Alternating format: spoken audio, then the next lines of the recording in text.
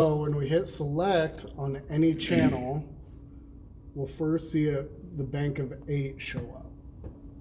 So this will show you the first 8 faders. But the fact that we have the select light on there, these controls, your EQ, preamp, high pass gate, and compressor are all active to whatever channel is selected. You can visually see all of those parameters for each strip, low res. But if you were to click on one, like decide you need to work on the EQ for lapel 1, you simply click on the EQ for lapel 1 and it comes up to full screen.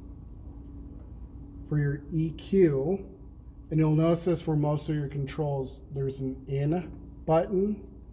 By default, everything's off except for the EQ is on. And you'll know it's on because the in button will be lit up green. You can click and drag any point on your EQ. So your gain up, down, drag it to different frequency. And then you can choose your notch width by selecting it. Any value on the screen that is lit up yellow will be controlled by this dial. So I can click any value and adjust it just like that. If I decide I didn't want to do that, I can very easily reset any parameter just by holding the red reset button, and I'll reset my high frequency and my high mid. If I decided I wanted to completely restart this horrible EQ from scratch, I can also hold reset and just hit the in button and it'll flatten all 4 parameters. The reset works with any parameter as well, given that your high pass, and high pass will actually show in your EQ screen as well. This does have an EQ, so I'm going to induce some feedback. Just bear with me.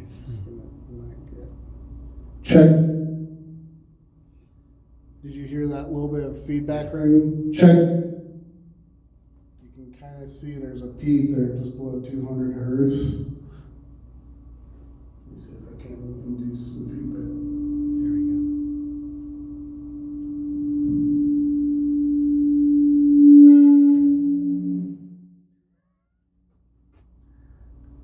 So we'll do that with the lapel mics. We're actually gonna get right on the edge. We're gonna induce some feedback, and we'll use that to notch out in the EQ so we can reduce chances of feedback. So let's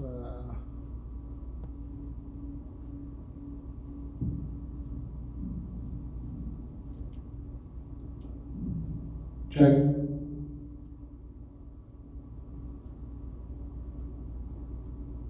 Check.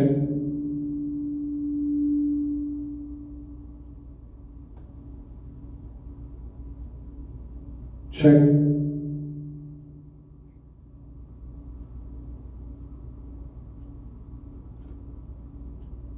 Check.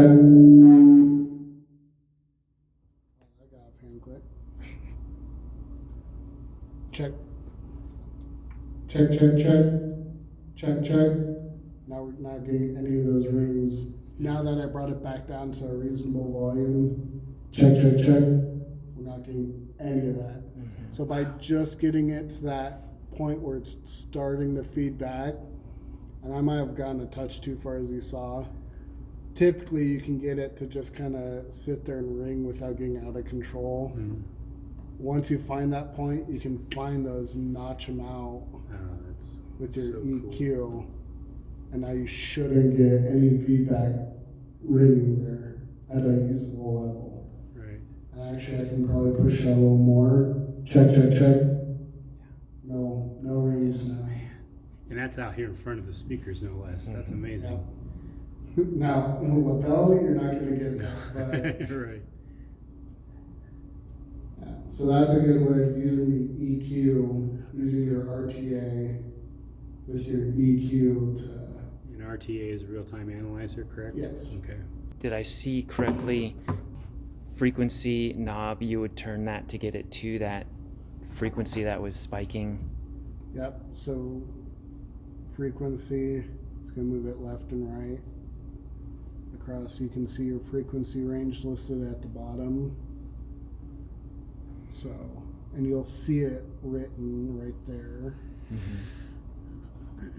And then I try to shrink these as much as I can and notch out just what I need to. I don't go like hard notch like that, but I'll open it up just a little bit. I typically like that 0.2 to 0.5 number.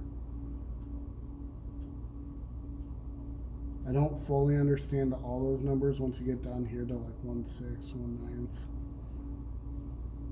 But like 0.2 up to 0.4-ish is a good area